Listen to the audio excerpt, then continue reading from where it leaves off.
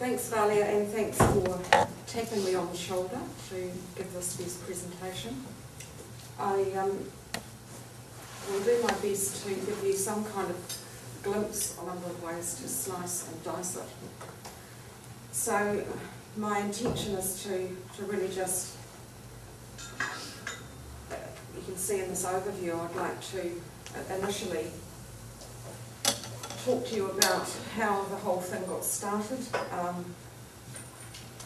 about what community informatics is, a little bit about the design and the actual doing of the research, some of the findings, which are rich and complex, and the contribution I feel that the work has made to the field of community informatics.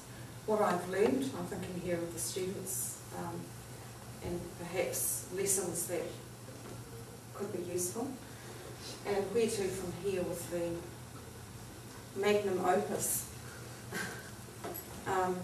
So I think, for me it's very important now that the work that I've done is carried on, or at least I can now use it as the platform for new ventures. So I'll let you know what I have in mind at the end. So I'm going to have to just spend a couple of minutes on each of those things because I think I have 20 odd minutes.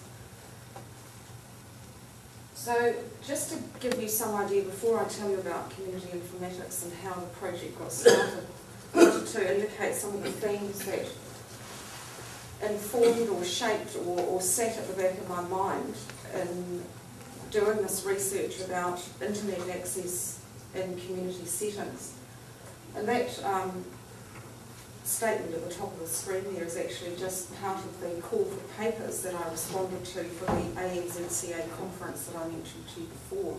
There was a stream in there called Information and Knowledge Sharing. And that statement jumped out at me because it was very much the experience that I'd had working among people grappling with the internet and making sense of the internet.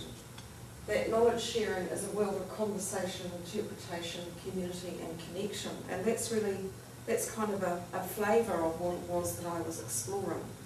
That technology in a community setting is about the social context and the relationships. So that was a theme in the background. Yesterday, however, I read something quite interesting in the work of someone called Charles Ledbetter, who talks about now, years later after the research that I did, he's talking about technology facilitating the power of the lateral connection.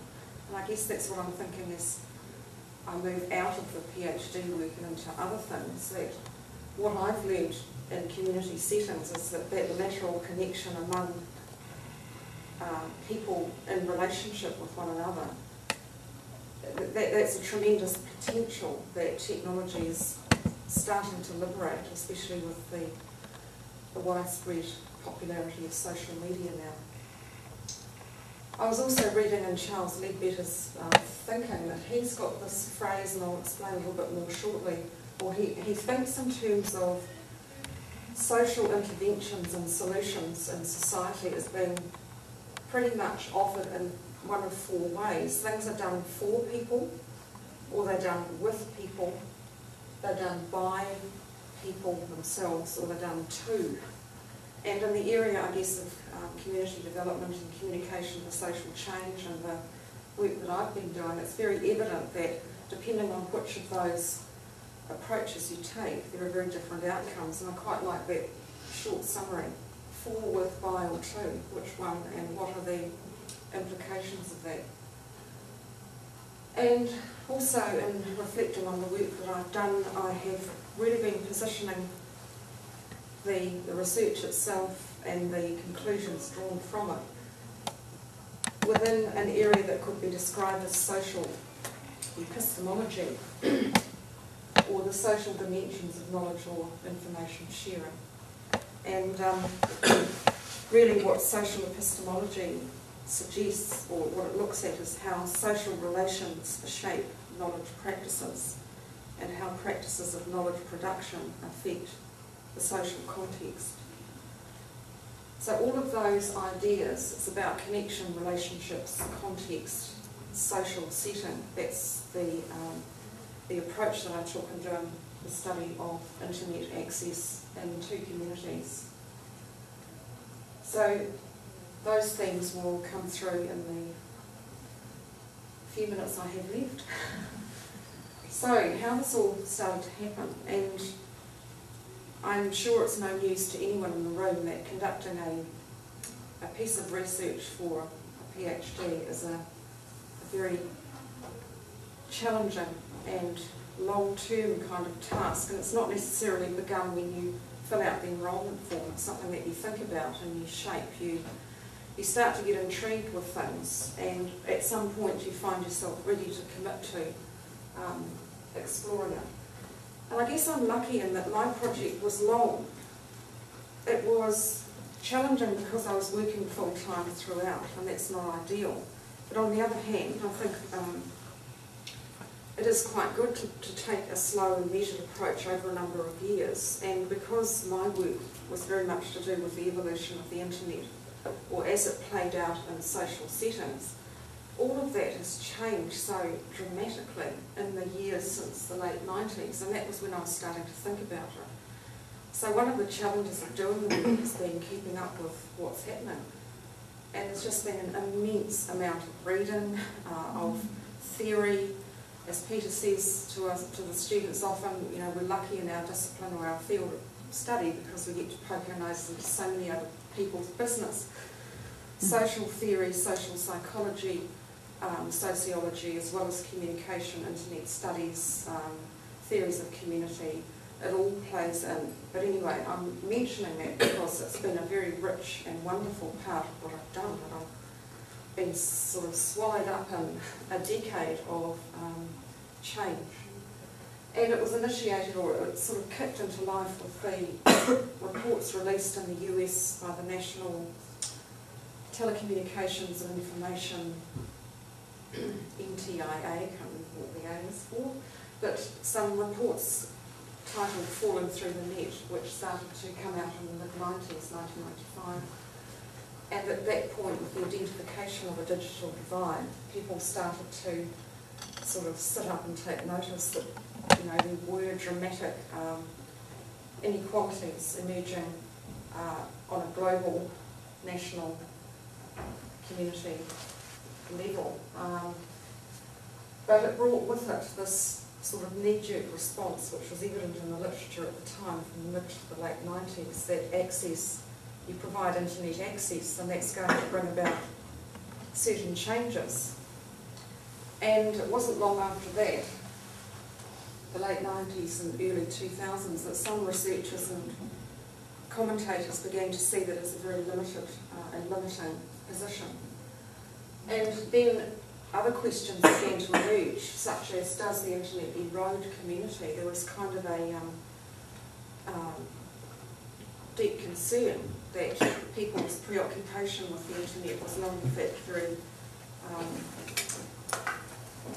constructive thing at all. But in fact, we still, you know, we see this now, don't we, with regular reports in the media about concerns over teenagers and how much time they spend in, you know, in solitude on Facebook and so forth. That question has never really died. And yet, there has been, on the other hand, enormous interest and a lot of research being done on the other side of the question, which is that the internet has huge potential for building stronger community. And research has moved very much in this direction, and that's the bit of the wave. Unfortunately, I kind of climbed aboard at about 2002 and started to look and think and read and frame up the study. But what I've ended up finding in my work is very much in sync with this this move, and it's still in its infancy. Researchers are still looking at, you know, what do we need to do? What are the conditions that facilitate stronger community with internet use? And there's a lot yet to be done in this area.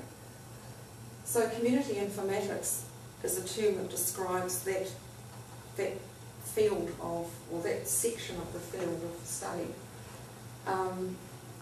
And it's about how the internet or ICTs, information and communication technologies, can be harnessed to empower community.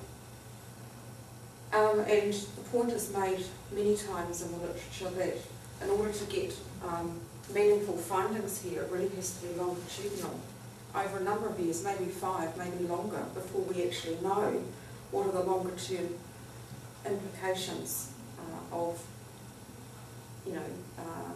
promoting or providing internet access, what happens when providers withdraw from a community, for example. So the field is still in its infancy, and I have to say, even though the PhD study has taken a long time, it's just been so interesting, and it's just ever-changing and evolving.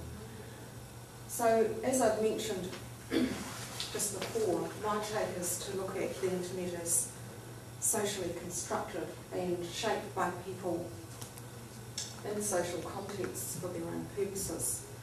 So rather than, sorry that's a little bit small to see, but a technologically determinist assumption that provision of internet access and encouragement of its use is going to lead to predetermined or expected outcomes. Rather, look at the social setting and observe, I guess, the outcomes or work with technology in that setting, and then the social outcomes are created by that particular social context. And what I've found, as I'll try to illustrate very quickly, is that, or my approach has been to look at a component called social cohesion within a social setting, and what relationship may exist between internet use and social cohesion. What I think I've found in the results of my study is that where you have evident, strong social cohesion to start with, then implementation of a community internet scheme can, under certain conditions, facilitate more social cohesion. So, just a quote encapsulating to this point my take on it and my approach to the study that I did. And actually quite a useful quote, because it brings us to the present too, with our own, as practitioners, teachers, researchers, our own grappling and organisational context with the latest developments in internet use. We're having our training, we're having our,